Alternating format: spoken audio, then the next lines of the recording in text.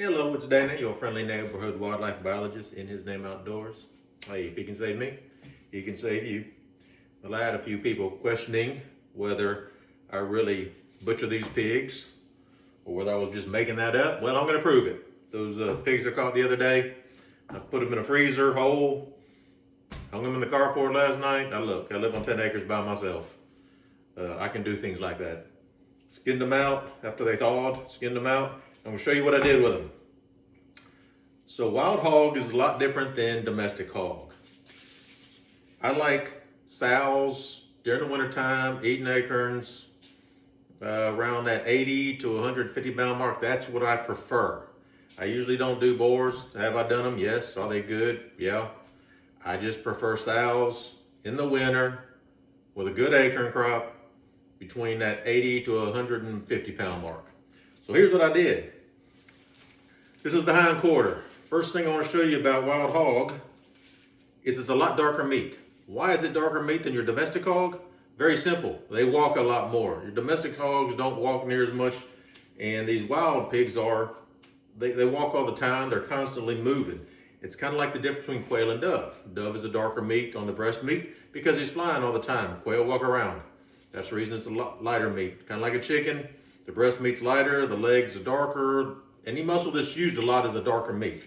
So these pigs have a lot darker meat. It's got a very good smell to it. But what can I do with this? I have cured these and made hams out of them. I cut them up. I've put them on the smoker. Just smoke them like you smoke a Boston butt. Of course, sausage. I've taken them. That's a sirloin tip right there. Taking that, put it in the crock pot with some seasoning. It's amazing. It's got a different flavor, but it's really good. So I've got two of these that I've done that with. I've already trimmed the fat off the top a little bit, got a little fat cap still. And all I do is join it. I use a knife, I don't use a saw on any of it. Hind quarters. Next thing you got is the front shoulder. Front shoulders. This is where your Boston butt comes from. Here's a useless fact. Well, useless piece of knowledge. Boston butts. Why do they call them a Boston butt? Back in the colonial days, the shoulder was stored in what was called butts, barrels, and they were delivered from Boston. Hence Boston butt, it just never went away. But where does that come from? So this is the scapula. If the pig was walking, he's walking like this.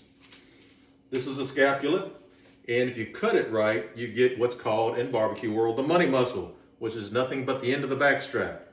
So if you were going to cut this like on a big pig, it'd be right here, but I take that whole thing and I just put it on a smoker with seasoning and cook it like a Boston bust, slow smoked.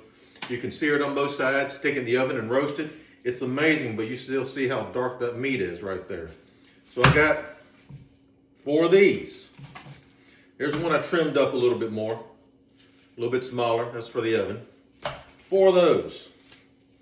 Next thing are the loins. You ever heard the term high on the hog? That term came from the chosen part, the loin, high on the hog, luxury. But trust me, I ain't high on the hog. I'm nowhere close to high on the hog. I got Formica on my countertop. But what do I do with these? Cube steak. Love some cube steak because the muscles in these are so small to pull apart and make cube. And look, I've been processing meat since I was 16. So now it's about 37 years. It's just hard to pull those apart, to pull the muscle to make cube out of them. So I'll cube that up. Or you just stick it on the grill. Season it like you want. Stick it on the grill. Cook to the proper temperature that you're supposed to cook pork. But you see, I think it's like 165. Check it. Don't quote me on it. You check it before you cook it. Don't be suing me. I can't afford it. Can't afford an attorney. So that right there, still very dark meat, but they're just not as big as what you would think. Got 4 of those. My daughters love some cube steak, so I'm probably gonna make some cube steak.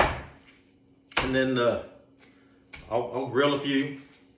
Next thing, people think you can get bacon out of these wild hogs. I've tried it, you can't. Bacon, what we say, comes from the internal obliques, external obliques, and transverse abdominis. Well, that's right where you field dress a hog, and there's not enough fat. So this right here you can see is I cut straight down the edge of the ribs. You can see the edge of the ribs right there. And what do I use that for? Mixing with my deer meat to make sausage. That's about all I do with it. But it's really good. Ooh, there's a hair. Ooh, sorry. But that's really good. But it's hard to make bacon. I've tried and I tried. You know what? I just buy it at the grocery store. It's easier. But that is some really good fat to put in your deer meat to make deer sausage, or I make sausage out of it. This fat is got a good flavor this time of year. If it was summertime, probably wouldn't use it. And then we have the fat back. This comes obviously off the back above the, so if you got your spinal cord, got your back strap, this comes off the top. I've made salt pork out of this. I've cured it like pancetta. There's a little muscle in there. You can take fat back and braise it, braised fat back.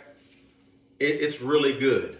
And it's got an amazing flavor. You'll notice this fat is a lot darker than your normal pig fat. You know, it's the diet and everything else. So, oh, what else I got?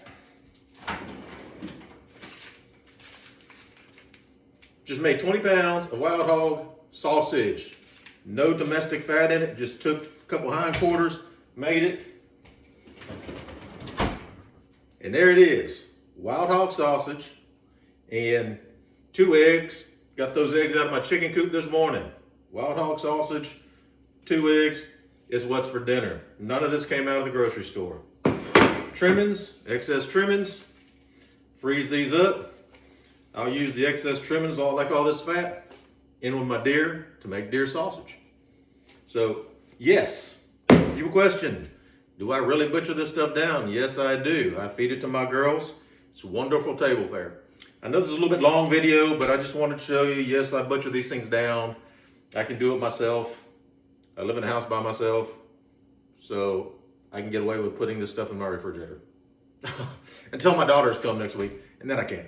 So I hope you enjoyed this video.